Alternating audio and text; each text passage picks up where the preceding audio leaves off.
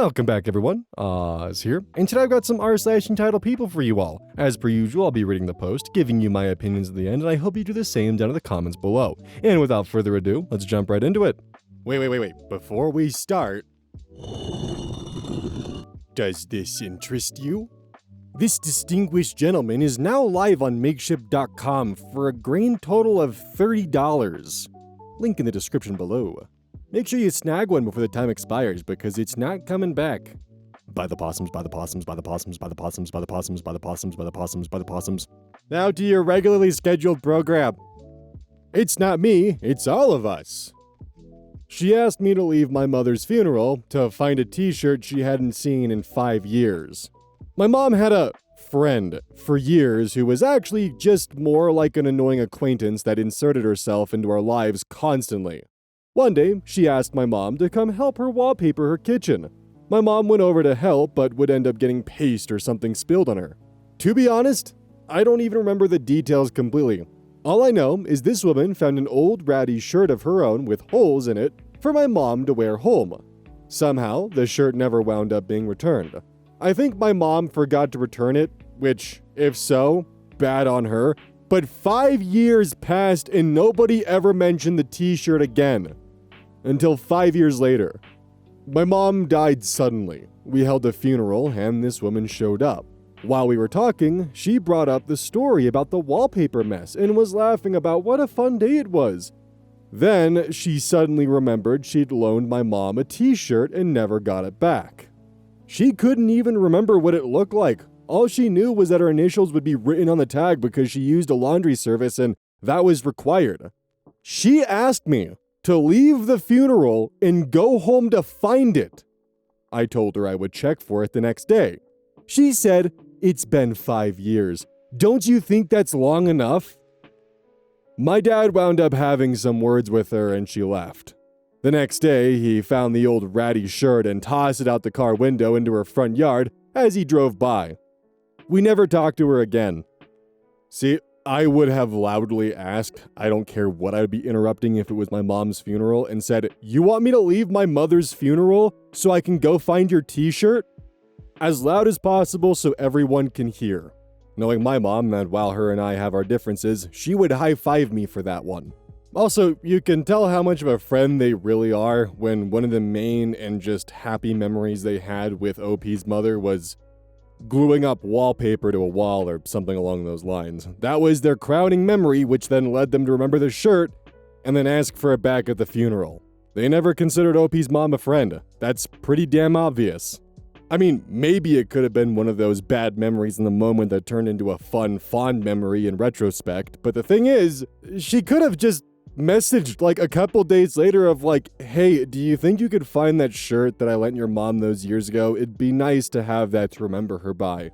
But the thing is that would be a lie. Like, it would just be bullshit. So like, it's not even as endearing. It's just manipulative shit. But at least this way, you're not asking a grieving son or daughter to leave a funeral to go hunt down your ratty hold-up shirt. Doing a next day delivery to her front yard was honestly a cherry on top. You didn't have to do that, but you gave her as much respect as she deserved. Powder Fresh 86. They handed me their baby and disappeared. Hi y'all, I'm back with another story from my time working at a very popular theme park in Florida. A magical rat planet of sorts. You could have also called it a rodent globe. Actually, maybe not. That is a horrible, horrible mental image. This incident happened when I worked quick food service in resorts. I want to preface this by saying, children like me for some reason. They stare at me, want me to hold them or play with them. At church, some toddlers find me just to nap on me during service. In my 20s, children made me kinda nervous because I didn't know what to do with them and doubted I could care for one, which is wild considering I worked at a magical rat planet.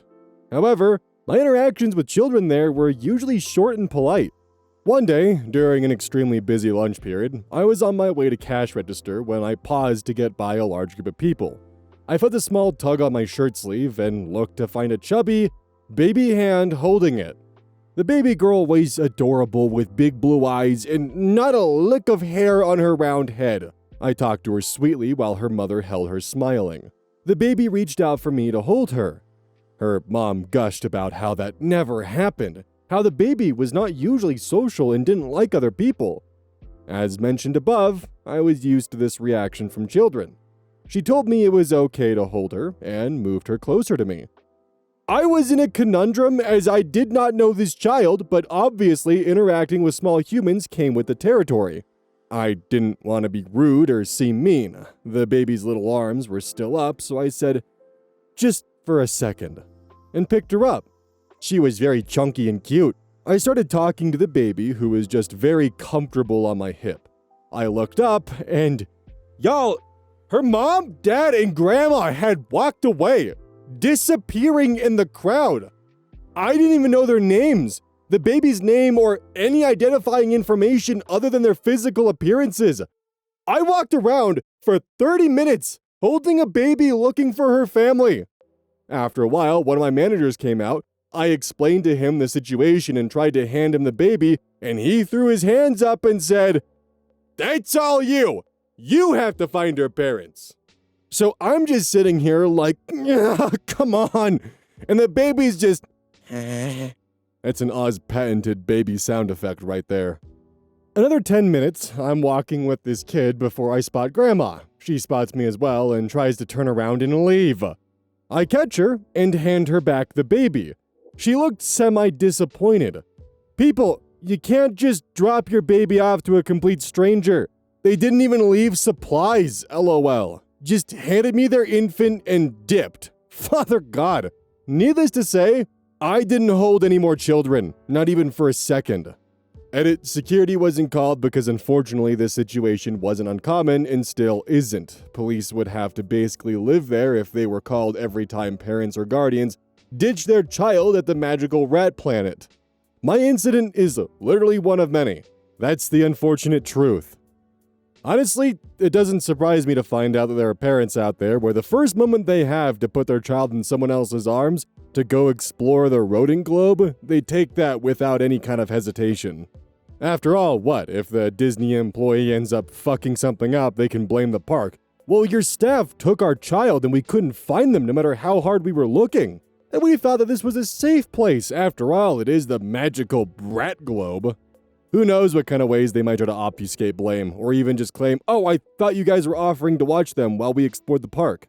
Also, as kind of an Oz question, because I don't really understand this, what is the appeal of bringing your infant to, like, Disney World? They are not going to remember that. I can 100% understand bringing, like, a 3 or 4-year-old, but when they don't have the cognitive ability to form memories yet, I don't understand, I guess, is my big thing.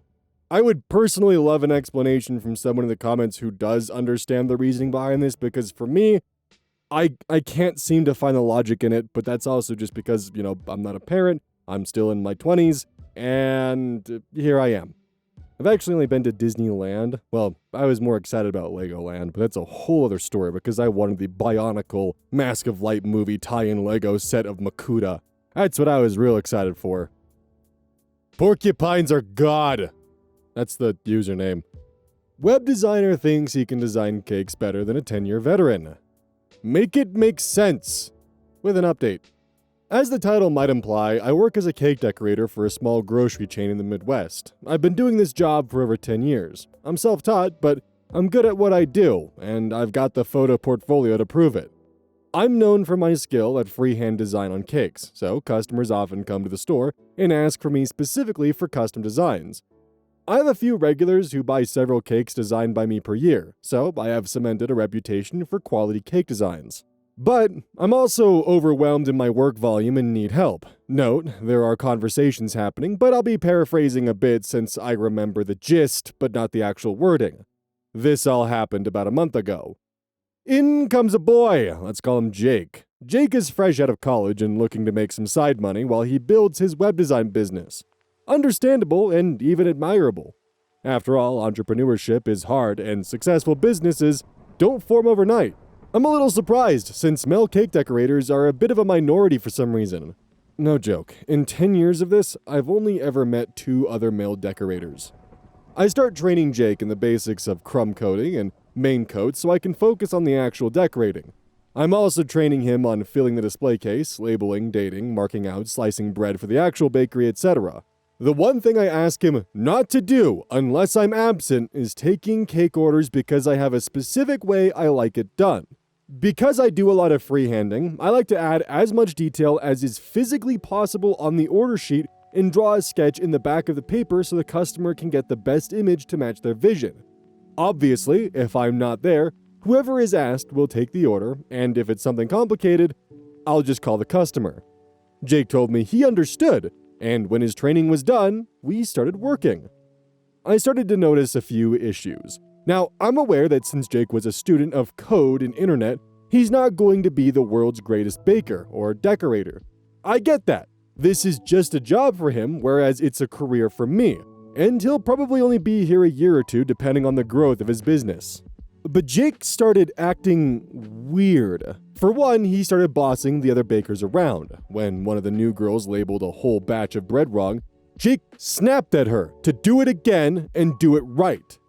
Yes, she put the wrong labels on, but I could see her tearing up from his scolding. Next, I come in one morning after a day off and Jake had changed around the entire display case. Normally, I wouldn't care. But we have a planogram to follow from the store indicating a standard they wanted to see, and if a district manager came in and saw this, I'd get hosed, since I'm the director and it's my responsibility. When I confronted him on this, he told me he thought it looked better this way. I'll admit that some of it made sense, but he'd stacked all of the sheet cakes on the top shelf, crowding them and making it difficult for the customers to see the designs. He'd also put the ready-made cakes all in a corner and piled all the single-serve desserts in the whole bottom shelf, pulling out about 3 times more inventory than was necessary and forcing me to pull it all back into the freezer. This process took about an hour. I forced him to finish while I checked my orders. The blood in my veins froze when he told me, "Oh, they're done already. I finished them yesterday morning." What? I went and checked the cooler, and sure enough, all 9 cakes ordered the week before sat on the shelf. And they all looked like absolute horse crap. I hadn't trained him on the decoration portion of the job because A, that's my job, and B, he'd only been there a week at that point and it takes time to learn this stuff. He knew enough at this point to write, sufficiently, on a cake, do basic coding and basic borders. He didn't know how to do literally anything else. I had to scrap all 9 cakes and rush 4 of them in under 2 hours to meet their pickup times that afternoon and evening. That's a lot of frosting waste, and I was starting to get annoyed. I wasn't the only one. Jake was annoyed that I'd ruined his cakes. He told me, "I took my time. They looked so good." "They did not look good, and I can't send them out like that," I told him. "Look, don't blame me because you're too slow," he said. Now, I'm just the decorator. I don't have the clout to fire anyone, and I could quickly see Jake was just being an idiot. He didn't know what he was doing, and anyone with eyes could see that. But boy, was I getting pissed with him. I was too busy remaking the cakes he botched and filing some new orders that came in online, so I let his BS slide. I told Jake to go help a customer at the bread counter. For a couple of days after that, things seemed normal, and Jake appeared to have calmed down.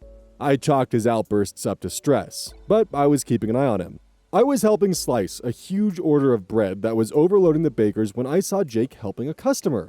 I recognized her as one of our regulars, a woman who could be a bit prickly if her orders weren't done to her exact specifications. He showed her something on his phone, and then I saw him take out an order form. He filled it out, showed the customer, and then he stuck the form in my folder. I waited until he was doing something else before I went and checked it. He'd taken an order for a type of cake we absolutely cannot do in a retail setting. Think a 3-tier specialty flavored wedding cake with fondant and hundreds of flowers and edible glitter. A cake, the price of which would factor in the hundreds, in which I did not have the supplies, facilities, equipment, or even the pricing for in our computer. Now I stress again, I'm aware the kid is a web developer, not a baker or decorator. However, he was well aware by this point that we can't do cakes like this, and he even wrote that the customer asked for me specifically. I immediately confronted him again and told him this is not a cake I can do. He actually smirked at me and said, "No joke. Ah, so you actually can't do this kind of cake. Want me to do it for you?" Now, I actually could do this cake, just not in a retail setting where we don't even have a price sticker for it. I asked him what his problem was. What was with his attitude? "I think I deserve some more credit for all the work I've done to help you," he said. I told him, "Jake, I trained you in the basics of running a bakery and frosting cakes to take some of the volume off. I did not train you to decorate cakes yet. You just don't know what you're doing yet. And the cakes you did the other day made more work for me. If you want to learn, I'll teach you when I have time. But for now, please stop trying to do my job for me and focus on what I taught you to do." I left him and went to go phone the regular and pray she was in a good mood to accept that I couldn't do this kind of cake. Yeah, she wasn't happy, and I wound up having to promise her a discount. I felt I was being reasonable with Jake. I guess I was wrong because he suddenly got a lot worse. Roughly a day or two after that incident, I came in one morning and not only was Jake not there, but he had done all my orders from the previous evening again. And again, they looked horrible. And again, I had to scrape and redo them. He'd also crumb-coated literally every single round cake base we had and stacked them mass production style on a rack in the freezer. So now I had 0 round blanks and a crap ton of crumb-coated rounds in a single flavor. Big issue. I had to order 4 more boxes of rounds. Jake also harassed that newer baker girl again, this time to the point of full-on tears after he deemed her "Happy Birthday Ryan" wasn't good enough on the cake she was asked to write on. Jake has even tried reporting me to the manager, complaining that I'm discriminating against him because he's black. I'm not sure if he is or isn't, really. His skin is kind of olive-toned? Either way, I never said anything about his ethnicity, so I'm not sure where this is coming from. He is driving me insane. All of what I've mentioned has happened over a period of about 3.5 weeks. When he's good, he's very good. When he's bad, he's the devil in a blue ball cap. So, that brings me to today, and I'm frazzled, fried, and tired as hell. All I have is word of mouth on his antics, and my managers aren't exactly cordial when it comes to employee squabbles, and have made it more than clear they'd rather us settle it out of court, so to speak. It's a small franchise of like 3 stores, so there isn't really an HR I can go to. Any advice? Edit. Holy shit, this blew up. Okay, I just got through reading the comments, and wow, seriously, that was a lot to go through.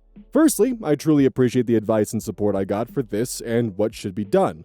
I'll address a few common points since I can't possibly answer all these. Point 1 is short and sweet. I'm not a bot, this isn't AI, I just go into a shit ton of detail. I'm autistic. Sue me. It's what I do. To the best of my knowledge, AI generally can't swear, so the word shit shouldn't be possible, lol. I could be wrong about that, but I am a real person. I know my account is new. I came here looking for advice. It's my first Reddit account. Nice to meet you all. Point 2. I would love to take photos, however, there is a strict no-photo policy for all employees with exceptions for phones being used as medical devices. We have a person with type 1 diabetes whose phone is used to give him updates on his levels. It doesn't really do anything else, so he's allowed to keep it for his needs. The rest of us are all shit out of luck. Yes, I know this policy is stupid and frustrating, but they bring the hammer down hard on anyone they catch with a phone. However, I have a workaround I may be able to try. It'll involve more waste, but I could just sneak a few of Jake's cakes and some of the frosting waste into the smaller blast freezer where we store ice cream and present this as evidence, so I'll give that a shot. I still haven't touched the crumb-coated rounds, and I did save that BS order he took for the prickly regular. I'm also going to start writing down the hours I spent fixing his mistakes, and all the tasks included, as well as the pieces of the cakes that can't be used. You're all right. Money talks more than I ever could, and I should take advantage of that. Point 3. This store is in the middle of a managerial power struggle. Our old manager retired 5 months ago, and the higher-ups below him are all scrambling to figure out a new hierarchy and deal with the new young store lead who just took over. He's not great at his job and tends to undersupervise. So, my managers are going to be more of a hindrance than a help. My husband recommended I contact the owner of the small franchise, so I may do that. He does live within the area, so emailing him might be the best option. Point 4. I love the idea of just letting one of his crappy cakes go out to a customer, but I have more respect for my customers than he does, and I built a rapport with them. I don't want to disappoint them. It's not about protecting Jake, it's about keeping people who come to me for my skills happy and satisfied with my work. I've only gotten where I am thanks to word of mouth from people I've impressed. I've brought a lot of custom business to the bakery purely through the grapevine. That's a lot of reputation I have to be careful about. Believe me, I want Jake gone. He's only gotten worse and bossier. And I've gotten a lot of ideas of how to start going about this thanks to you guys. And while I could probably let the display case slide, I just can't bring myself to let him screw up someone's custom birthday cake like that. I'm bad at dealing with conflict. It's always been my worst social skill. That's why cake decorating is perfect for me. I get to be creative, and I'm largely left alone to do my thing. I've been super lucky to have never had to deal with a Jake before now. So I'm kind of in uncharted waters here. That's why I reached out and why I appreciate all of this advice. I can't say for sure how long it'll take to get enough evidence to bring to the owner, but I promise I'll give you guys an update when I have something. Thanks so much. Edit. A few people have asked for cake photos. I don't have any from the store because I don't want to risk losing my job. And yes, some employees, including Jake, do risk it and bring their phones, but I have photos from previous places I've worked. I'm trying to figure out how to add photos. Edit. 11:15. Okay, it's the weekend and Jake isn't working today and tomorrow. We had 4 cake orders yesterday, 2 of which are due tomorrow. Jake made those orders even though I asked him not to. And of course, they look like hell. I can't take photos and I won't risk my job bringing in phones like some others here are willing to do. Trust me, Jake isn't the only one skirting this rule, and honestly, it's the least of my worries. I took the cakes he made into the blast freezer in dairy and let the department lead know I want them left alone for now. I emailed the owner of the stores and let him know I have a problem here and everything that's been going on, and that I have proof I can show him if he's willing to stop by. I also got a few of the other bakery people to agree to put in their 2 cents when he does. He's supposed to come by tomorrow to check in on things. I'm more confident talking to him than the new manager. This guy is pretty chill and easy to talk to. I'm remaking the orders with fresh cakes and scraping nothing. I also took the advice some people gave and save a big bowl of scraped icing from previous botched cakes Jake threw together. That's going into the blast freezer as well, so Jake doesn't see them in case the owner can't make it. Thanks for all the advice, guys. You all gave me a lot of ideas for dealing with this. I truly appreciate it. I'll give you another update when I have one. Update from 6 days ago, November 20th. Sorry, I'm not sure how the update system works. I'm still pretty new to Reddit, but I wanted to post an update about my struggles with Jake trying to effectively sabotage my job in the bakery. What happened here happened just a couple of days ago. I got in contact with the owner, who is an extremely chill guy. I've known him for around 6 years since he took over. Not sure who he took over from or why, the last guy was kind of reclusive. He had me meet him out for a coffee and chat away from the bakery to tell him everything. I told him about the struggles we've had with Jake, how he's been harassing the bakers, how he's constantly using his phone in spite of the rules, and especially about how he won't stop trying to do my job. The owner, whom I'll call H, was very concerned and said he'll stop by this past Tuesday. He did, and Jake was there. In the 2 days since I'd spoken with the owner, Jake had not only continued to do my orders, he had also begun ordering inventory for me.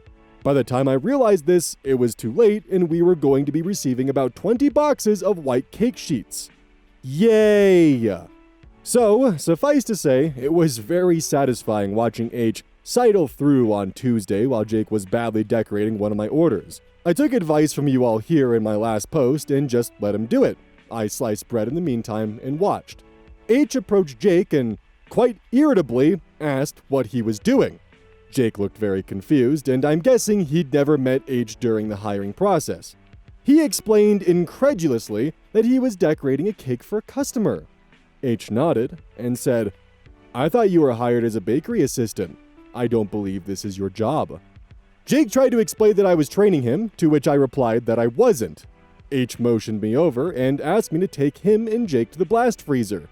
Inside the blast freezer, I'd saved everything from after my last post. 11 ruined cake orders, 4 bowls of wasted frosting, the entire rack of crumb-coated rounds, another rack of crumb-coated rounds in a different flavor, a random 4-tiered cake Jake had made during one of my days off, and a whole stack of 12 packs of childishly decorated sloppy cupcakes.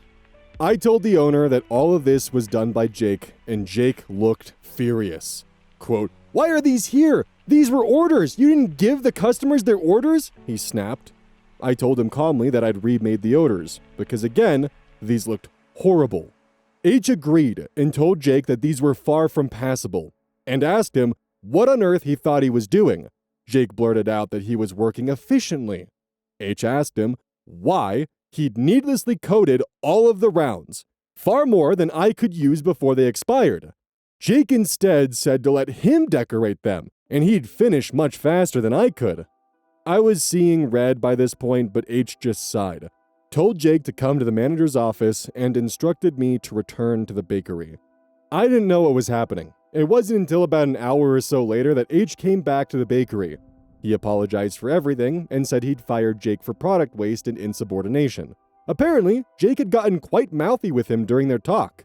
H acknowledged I still needed help and got that newer baker girl, whom I'll call Jay, to help me until he could hire a replacement. I don't think I'll ever understand what in God's green earth was going on with that little weirdo. I had some people comment that web designers and the like tend to view other jobs as somewhat lesser and simple, or something to that effect. My husband suggested he was merely arrogant and believed he could replace me, but why would he want to? It's not like he was aiming to be a baker or decorator, so why go through the trouble? I don't get it, and honestly, I'm glad I don't have to think about it anymore. Jay is much better at the job than Jake was, and honestly, much more steady-handed anyway. Sorry it's not more dramatic, just a standard idiot firing, but I'm glad it's over. Back to my peaceful cakes. Thanks so much for the advice, guys. I seriously appreciated all of it. This is actually just how a lot of web designers are built. And I would know because I've previously worked in HTML5, HTML5 Canvas, CSS, jQuery, JavaScript, TypeScript, .NET frameworks, ASP, Java, Python, PHP, Objective-C, and Swift, the myriad of variations of C from C to C++ to C#, and more variations of SQL that I care to even begin to list off. So I've worked with a lot of web development, both front-end and back-end, and web developers and designers are just like this sometimes. Some of them seem to genuinely believe that because they understand some basic markup language that they can take over any kind of job that isn't computer-based. That they, and only they, have the knowledge and understanding to make any job they touch more efficient and better working. Also, I'm glad that Redditors recommended that they show the monetary waste, because oftentimes that's what managers will actually care about, and when they'll step in, is when they see how much product is genuinely being wasted by someone's own hubris. I am very happy that OP was able to get themselves out of this situation, because good God, I have dealt with these types, and I know how infuriating they can be. The Quarantinian. Why should I apologize for killing 3 people? A 34-year-old driver in Brooklyn was driving at 68 miles per hour in a 25, $12,000 in outstanding fines, 20 speeding tickets, and driving under a suspended license. On a single trip, she blew through at least one red light before running a second, hitting a car, then running over a mother crossing the street with her 3 children. Only a 4-year-old survived, but with skull fractures and a brain bleed. On a recorded jail line, she told somebody, "Why should I apologize? I'm as much as a victim as they are." Given a lenient sentence of 3 to 9 years for 3 counts of second-degree manslaughter, she had pushed for more leniency, telling the court she thinks about the people she killed, and that's a punishment in itself. Frustratingly, my friends are toys who's aware of the situation, comments, quote, "While today's sentence is shorter than the maximum we recommended, it sends a clear message that reckless driving will be vigorously prosecuted and met with serious consequences," end quote.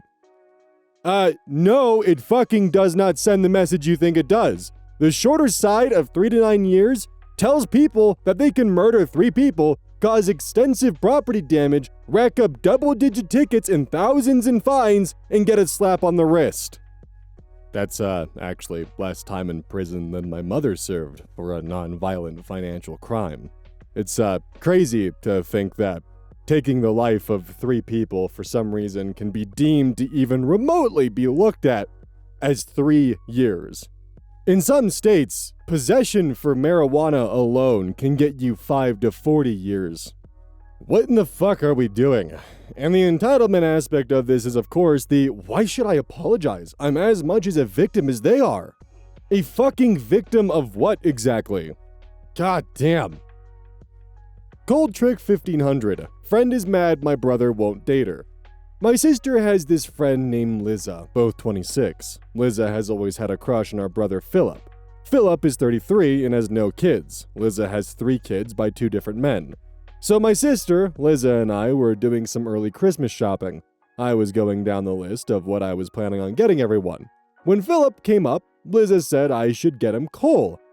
I asked why. She tells me that she's been dropping hints to Philip that they should spend time together during upcoming holidays. Philip wasn't picking up her hints, so Liza flat out asked him to be with her during Thanksgiving and Christmas. Like, get to know her and her kids and family during the holidays. Philip told her no. He usually spends time out of the country anyways. So I asked Liza if she thinks Philip should get coal because he rejected her. And she says, honestly, I kinda always thought Philip was gay, but now I got other suspicions. I looked at my sister in the rearview mirror like, you gonna check your friend? So my sister asks, what suspicions? Liza said, don't play dumb, y'all. If an adult man doesn't like adult women, there's only 2 options. I saw my sister wasn't going to say anything to her, so I did. I asked her, so because my brother doesn't want to be with you, he's either gay or a pet. She said, it's not even that he doesn't want to be with me. He won't even give it a chance. That's weird and not fair. He won't give us a chance because I have kids. So I'm like, yeah, if Philip dated you, he'd become an immediate dad, like day 1. That's crazy responsibility for anyone. Then Liza cuts me off and is like, Philip is a 33-year-old man and needs some damn responsibility. She was yelling, so I yelled back. His responsibility is not gonna be your damn kids. And my sister finally speaks up to tell us to calm down, and I was getting taken home.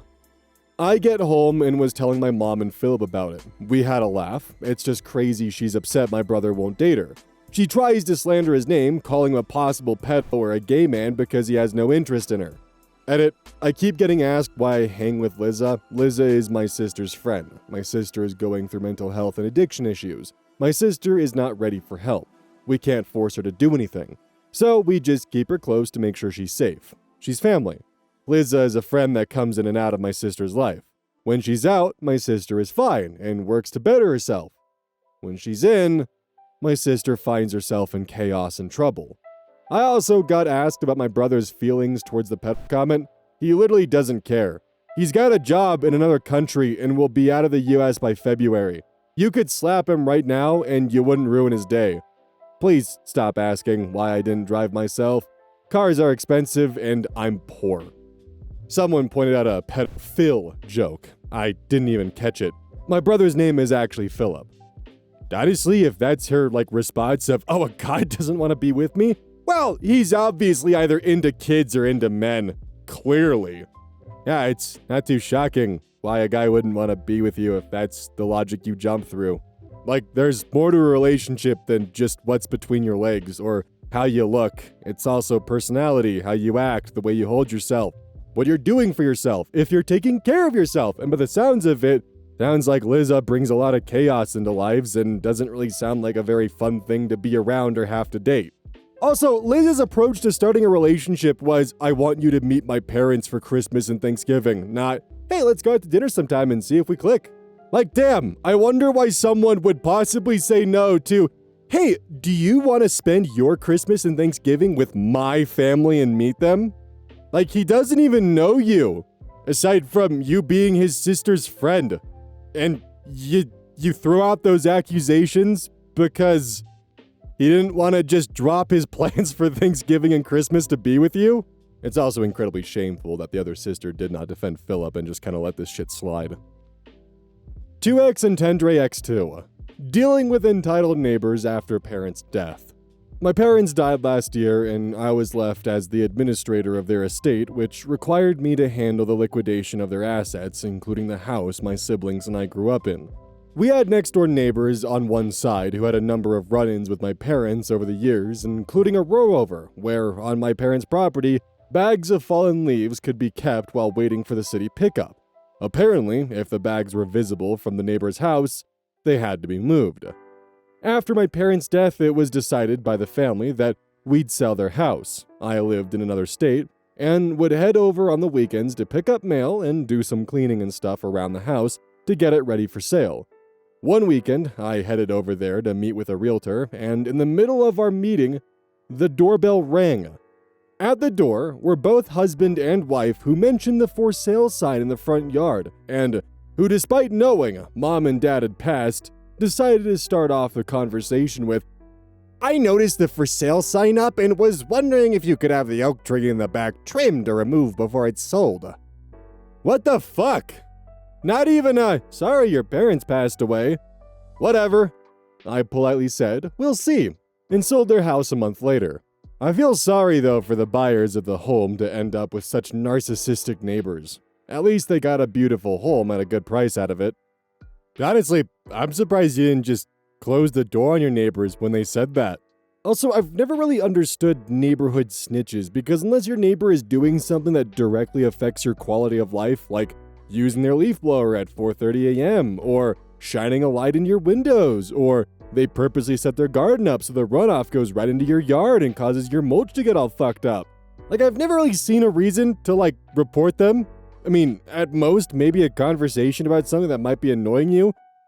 But, if your entire life is devoted around constantly monitoring your neighbor's actions and reporting leaf bags in their yard, and then after they die, going to their children and being like, "Hey, you guys gonna trim that oak tree down? Are you gonna pay for it? No? Then fuck off." Honestly, it would have been golden to respond to them the moment they asked for you to trim the oak tree down of, "That's so generous for you to pay for that. Thank you," and see what they respond with. Because trimming a tree can be expensive, especially if it's a mature oak tree. That's not gonna be cheap.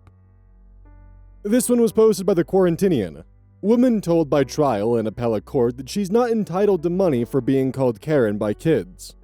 A woman took her kids to Action Center iPlay America in Freehold, New Jersey. She wanted to drive a go-kart, but was told was too short. Her 10-year-old daughter is taller than the mom and was allowed to drive. The mom got angry and accused the park of discrimination and humiliation. Somebody gave her an exception before, so the park had to do it again. Some kids nearby called her a Karen and other names.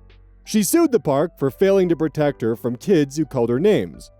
Both the trial court and the appellate court found that the center was not responsible for spontaneous speech between guests.